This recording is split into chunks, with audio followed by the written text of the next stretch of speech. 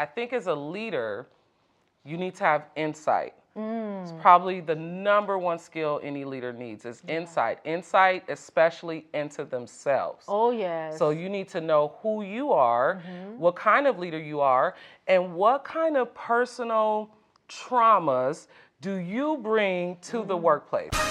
Hello, and welcome to the Leadership Reality Podcast with your girl, Taiji Charity. This podcast is for C-suite leaders to discuss their experiences and provide insight, encouragement, and inspiration for seasoned and inspiring leaders, offering valuable solutions to today's challenges that will inspire, ignite, and invigorate new and seasoned leaders to walk in their God-given authority with compassion, kindness, and empathy. So sit back, relax, and be prepared to be inspired with today's episode of Leadership Reality. Thank you. Welcome to another episode of Leadership Realities with me, Taiji Charity. Well, if you know me, you know I'm very passionate about speaking with leaders who've journeyed through the foster care system to become powerful success stories. Well, today we have an incredible guest who triumphed over the adversities of foster care. Dr. Sharrica Miller is an associate professor and chair of diversity, equity, and inclusion and student engagement at California State University, Fullerton. She co-leads a $2.2 million HRSA workforce diversity grant aimed at enhancing the recruitment and retention of Black and Hispanic nursing students. A nationally recognized nurse leader and board-certified pediatric nurse practitioner, Dr. Miller has nearly 20 years in experience in advancing health equity. In addition to her academic role, she is a sought-after consultant and speaker, having delivered over 50 keynotes, including a TED Talk in 2023, whoop whoop, on resilience and systematic change. Her personal experience in foster care drives her advocacy. Dr. Miller earned her BSN from Howard University in 2005, HU, and her PhD from UCLA in 2017, focusing on transitional-age foster youth. Her mentorship contributions were recognized with the 2021 Casey Family Foundation Foster Youth Alumni Award, and her memoir, Versus, Lessons Learned from Foster Care, alongside her feature in the documentary Still Waters Never Crash. It highlights her resilience and commitment to transformative change. Dr. Miller, welcome to the show. Thank you. This is long overdue. Thank you for that introduction. Of course, you've earned all of that. And I wish I could have done the whole, because look, you're doing amazing things. Thank you. Thank you for being here. Thank you for saying yes. Let's talk leadership, because clearly you are a phenomenal leader. Thank you. Let's talk about it. Let's talk about it. Let's talk. When did you realize this? Because I know your story. You have experience in the foster care system. If you want to tell us a little bit about that, and then go on to talk about how did you end up in this lane of just being a certified nurses practitioner, a PhD, a CEO of your own organization that you've started in Compton. Let's talk about all of it. Yeah, so like you said, I grew up in foster care. My first placement was at 6, and I went to McLaren Hall, which, if you all know about McLaren Hall, they closed, right? Yeah, and it's in the middle of a big lawsuit right now. Yes. A bunch of the kids are now suing for sexual abuse and physical abuse. It was this juvenile detention center that they then converted into a residential center. So we were in these pods, and so that was my first foray into foster care, and I spent the next 12 years bouncing in and out of foster care across 3 different counties out here in Southern California, multiple different institutions. Somewhere along the way, people, other adults, social workers, foster parents, teachers, saw something in me. I definitely didn't see it in myself. I don't know if I even had a concept of self. I'm just surviving. But they looked at me and they saw some potential. So they started to pour into me and encourage me. And I think that really started to make me think maybe I am special and exceptional. And so I used to have all these notebooks where I would just write all these dreams. When I grow up, I'm going to open a center for foster kids, and I'm going to help all the little foster kids in the world, and I'm going to be like Dr. Maya Angelou and teach out of college and get my PhD one day. And so that was sort of the beginning. My first formal leadership role, I would say, was at Howard when I was class vice president. All right. And then, in the nursing, right? I had to stop myself during the introduction because when we hear the HU, Girl, we got to look, say, My husband's a Howard graduate, so I hear it, all day. He has my little kid running around here talking about HU, All so, day, yes, all day. day. And being at that institution, they started to instill it in us. They told us early on, you all are leaders of the global community. And they would ask us, what are you going to do to change the world? How will our community look different after you leave this earth? And we are young, okay? So we are like, calm down. And every year, every day, every class, they started to instill that in us. So I left Howard, came back to LA, back to Compton, sort of on fire with the confidence that I could change the world. Oh my God. Oh my, that is so powerful. Thank you, HU. Let me just say that right now. Send your kids to Howard. Look, my husband got mine convinced she going to HU. Yes, so absolutely. That is so amazing. And with that, you have been able to move on to obtain your doctoral degree, right? What led to that? How did you know it was going to be nursing? How did you know it was going to be, well, you said you were writing down the dream about a center and being able to help other foster youth, but why nursing? How did you end up in that path? Yeah, nursing was a bit of a survival tool. I had to be practical when I was going to college and think about what degree can I get where I can come home and make money. And make some money. So honestly, I'd already been working as a CNA from 16. I was paying for my own prom and paying for college applications and things like that. And being at Howard, you saw Black leaders. You saw them everywhere. And so it was normalized. Excellence in Black people was normalized. It was the standard, right? It wasn't the goal, it was the standard. It was the standard. And they had high standards for us, but also high support. So I had faculty who took me home for Thanksgiving break. They all knew I was a foster kid. They all knew I didn't have anywhere to stay during the breaks, and they would take me in and mentor me. And so it was a natural progression then, since I'm in a nursing program and I see Black women who are nursing faculty with their PhDs, it was a natural progression for me to get my PhD. I never doubted it. I didn't know what it entailed. Right. I didn't know how I was going to get there. I didn't know I was going to pay for it, but I knew that I was going to do it. And so that's really what made me know that I could do it. So I got my bachelor's, I worked as a nurse, I started teaching very early in my career at LVN programs, I got my master's, started teaching at bachelor's programs, and then went into that PhD program at UCLA. And I'm glad I had the experiences at Howard, because I would have sat in that classroom at UCLA in that PhD and maybe doubted that I could be the next nurse leader. Only 1% of nurses have a PhD. Wow. So it automatically propels you into leadership positions. You're automatically going into academia and director and grant, And so I would have been in that classroom like me. Feeling inadequate and all of the things, very inadequate, right. But I came from Howard. I stood proud and I was on fire getting that PhD. And I didn't know exactly what I was going to do. I'm still figuring it out some days, but I'm like, I'm going to make the foster care system better. Look, I hear in all that you've said, the power of mentorship, right? And the power of connections, and the power of just resilience. Where there's a will, there's a way. Absolutely. You didn't let the past delay you or use it as an excuse not to move forward. Look, my mind is spinning right now, right? It's just spinning. Tell me about the community center that you founded. What is it? What is it called? What do you do, and how did you get started? Yeah, so it's actually called the Compton Wellness Collective. It was founded by Veronica Clanton Higgins, out of Compton, and it's a collective of us, clinicians, licensed clinicians that provide mental health services and resources to low-income individuals. So my specialty, my niche, is foster youth and young adults. And so we run programming for these populations.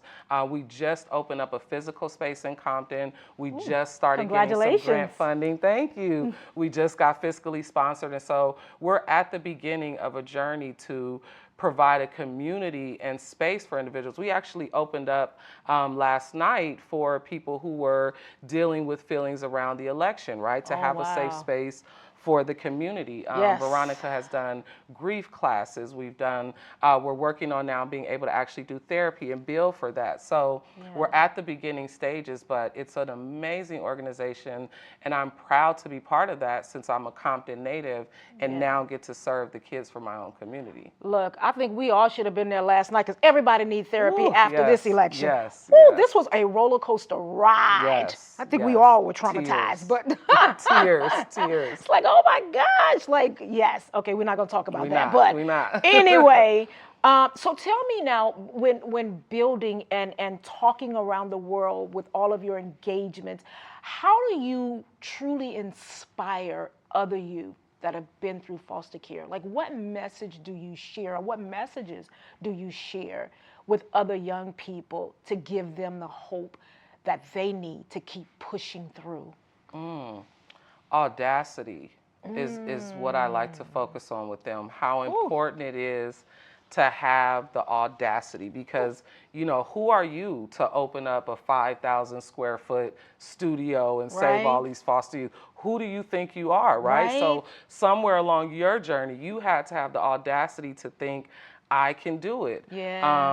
I'm reading right now Parable of the Talent, Octavia Butler's book, and she talks about how some people can't envision something happening unless they've seen it. And I think as a leader, you have to be visionary and believe that something can happen, even if you haven't seen it, and believe that you could be the one to make it happen. So when I talk to these foster youth, I talk to them about, right now, you don't have any autonomy, right? Everybody around you is making decisions about your life and your well-being. When you hit that door, you have to make a decision. You have to decide that now you're going to take control of your life, and it's not your fault what happened to you and what put you there, but it's now your obligation to do something about it. And so all of us as foster youth have to come to that crossroad. What are we going to do now that life is in our hands? And I try to empower them that now how powerful that is for you to now be able to make the decisions about what happens to your life. I talk to them about the importance of that resiliency and that audacity, and the importance of connections and interpersonal relationships. I'm a success because of people like you, because of programs like this, because of adults who saw something in me, and because I was open to it. A lot of foster youth, we've been through a lot of things, and we don't trust adults, and we keep our you know, our hearts closed. There are so many programs and people that want to help foster youth, and opening myself up to that gave me a village of people that supported me in a little cloud right as I lifted up. So not only am I speaking to the youth, I'm also doing workshops and trainings and facilitating these workshops with child welfare professionals on how do you engage with transitional age foster youth to ensure their success. And you know what's interesting, because I've talked about kids in the spotlight at these talks, okay? Thank you. I don't know if I should tell you every time, but I talk to them about how important it is to focus on the kids as human. And nurture their interest, and don't make the center of their world foster care. So if they like film, get them in a program like Kids in the Spotlight.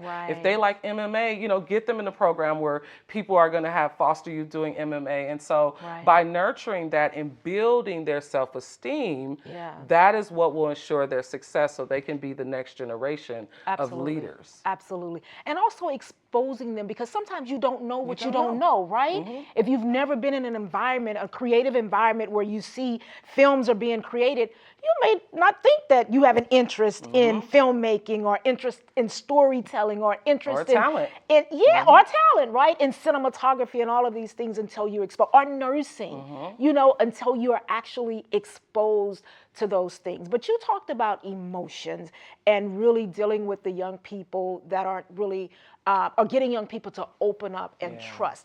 And that is so hard when you feel like you don't have a sense of belonging, or when you feel like you don't have a nurturing environment, or when you feel like you've trusted adults and they failed you time and time and time and time again. I know for us, using screenwriting as an outlet for them to sort of deal with those emotions so that we can then get you to the next level so that you can have and start making those decisions, have autonomy and agency over your narrative. But for those young people who are still just struggling right there with emotions, because emotions are powerful, right? And if you don't know how to control them, emotions will control you. Yeah. So how do you get young people to really process emotions and understand emotions so that they can make very intelligent decisions that lead to their success? Yes, I think a lot of reframing has to happen in terms of welcoming emotions and riding sort of the highs and lows of life and understanding that if you trust 10 people, 1 or 2 people may turn out to be right, and you have to have confidence in yourself that you can withstand that heartbreak, because now you've opened yourself up to 8 other people that could be in your life and be a village to you. And so I think you have to have confidence in yourself, of course, but you have to manage your expectations, meaning you're gonna have lows in life, and that's okay. That's good. You're gonna have days managing you're sad. expectations. Keep coming. Come on. It's the same with my nursing students. They are waiting for this magic moment where they won't be anxious anymore with their patients. I'm like, no, you'll always be anxious. So this is the analogy I give them and to my foster youth. In this specific example, it's anxiety. Right now, you all are new students, and so you're driving in a car. Anxiety is right here, taking the wheel. Right? Anxiety has you going all around the freeway. The goal is not to get rid of the anxiety. It'll never go away. You're caring for patients. Yes. The goal is to put the anxiety in the passenger seat, buckle the seatbelt, I see you, and stay on the road, right? Ooh, One day you'll be able to put anxiety in the back seat, in the trunk. But we're going to have these emotions. So for these youth, it may be depression, it may be sadness, it may be hopelessness, but it doesn't have to grab your steering wheel and take you off course. It's okay if you're sad. Be sad. It's okay. That's part of the highs and lows of life, no matter what our background is. So I try to help keep them grounded and realistic and managing their expectations of life, because I'm not of the philosophy of like, if you work hard, everything's going to work out. And sometimes it don't, right? Sometimes you work hard and you still get the no. And so we talked about that earlier before the show started, right? Yes, yes. And then lastly, helping them see the value in the journey. Helping them. I had a talk in Arizona with Arizona Supreme Court, the kids from there. And this girl said, right before I got on the talk, this teenager said, make sure when you get on stage, you tell them we're just like everybody else. Foster kids are just like everybody else. And I thought about that, and I got up there and I said, no, we're not. No, we're not. Exactly. We have a level of grit and resilience that those kids will never have. Never. So I look at, that's why my book is Lessons Learned from Foster Care. It's not a sad, story about it's like, this is what I actually did learn. I learned how to be resilient. I have a level of grit. When things are happening, I'm looking around, everybody's breaking down, I'm good. You're like, this is nothing compared to what I did. We are not like everybody else, and that's okay. So having them see the value in their journey and own the strengths in that is what the message I try to give to them. That is so powerful. Look, I'm using the analogy of the anxiety on the passenger side until I can get anxiety in the back seat, until I can get anxiety, out the window somewhere. But that is so powerful. And I know people ask me all the time, it's like, are you foster care? Have you been? I was like, I have not. But just watching foster youth, especially foster youth people that have lived experience, come out on the other side of it, tells me over and over and over again, aligning with mentors, building a village to support one another. And I'm a woman of faith, and I read a scripture. All I needed was one scripture to co-sign. That scripture in, I think it was James 1:27, that says true religion is looking after our foster youth and widows. And I'm like, okay, it's a no-brainer. So it's not just for me, it's for everybody out here who's proclaiming any type of faith, whatever that faith is. True religion is, and it's taking care of one another. Absolutely. And look what happens when we do, right? When we make that investment. Have have you heard that prayer? I'm not actually especially religious person, but it's a prayer. It's disturb us, Lord. Oh, no. Disturb us when we are getting too comfortable, when we are complacent.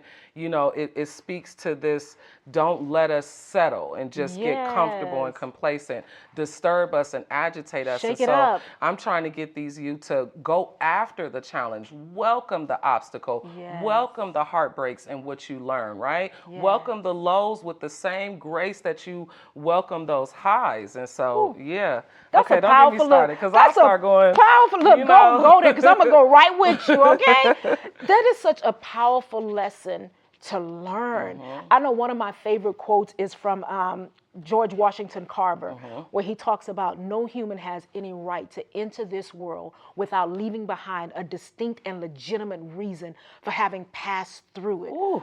Meaning every last one of us have a reason for dwelling on this land called Earth, right? Absolutely. And it just takes that time to really nurture and understand what that is. And when you're lost, connecting and talking with people. Look, I'm lost.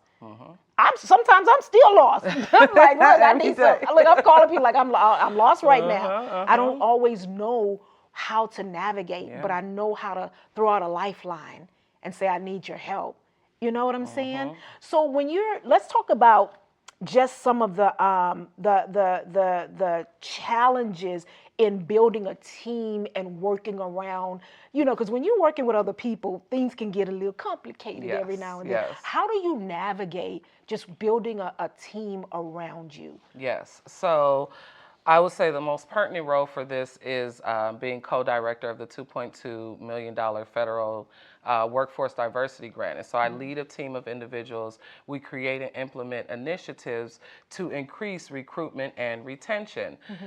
We're in California, a fairly liberal state, so thankfully we have a lot of support. This isn't an anti-DEI state, but my profession is mostly comprised of older white women. Okay. I am in a profession where people don't look like me mostly, especially once you go to the top in the leadership with a PhD. And so for me, I've had to work extra hard to prove my competence. Oh, yes. And to get my team, right, to sort of rally my team because I'm not the leader they necessarily expect to see. They love me on paper. Oh my God, UCLA grad, oh my God, come in, right? And then they say, they're like, oh, that's interesting. You're so well-spoken, right? Things like that. And it feels so insulting. Yes, right? Yes. What does that mean? Okay, you're so well-spoken too. Yes. And so with my team, some things that I've done definitely is keeping the engagement of the people that are on my team and picking individuals on the team that were true to the mission. And so not everyone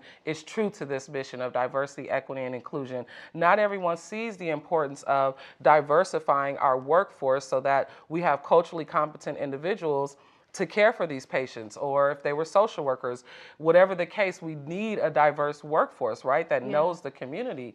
And so having individuals that have that right mindset and that are committed to the work, that's absolutely another way. And I think as a leader, you need to have insight. It's probably the number one skill any leader needs is insight. Insight, especially into themselves. Oh, yes. So you need to know who you are, what kind of leader you are, and what kind of personal traumas do you bring to the workplace. Oh, Lord. So, for example, if you have been criticized a lot as a child, and now you are a leader in this position, and someone is critical of your idea, or someone the way you manage that and the way you respond to that. So having that insight into yourself helps you to be a better leader. And then making sure you're attempting and you're being intentional about having your insight into the people that you work with. Okay, this person doesn't respond well to very direct criticism, so I know I need to land it a little softer. This person, I got to push them in order, but when I push them, they work. So understanding that each individual person on your team is different and adjusting your approach accordingly. Oh my gosh, this feels like a therapy session right now. Look, talk to me. That is so, it's really true, especially when, you are like I am. I'm a very sort of direct leader, but I don't like confrontation at the same time, right? So it's like this, you know, compare and contrast type thing. Like there's some things I might need to correct, but I'm trying to figure out how to correct it without being offensive, because I don't like offending people. I don't like hurting people's feelings. But then sometimes you've done it and said it so many times, you're like, God dog it, I don't even care anymore. Yes, you know? So that looking at yourself and understanding how you communicate and how you show up is very important. Absolutely. And so I love that. And trying to implement that is not always easy. No. So when did you learn this insight? Therapy.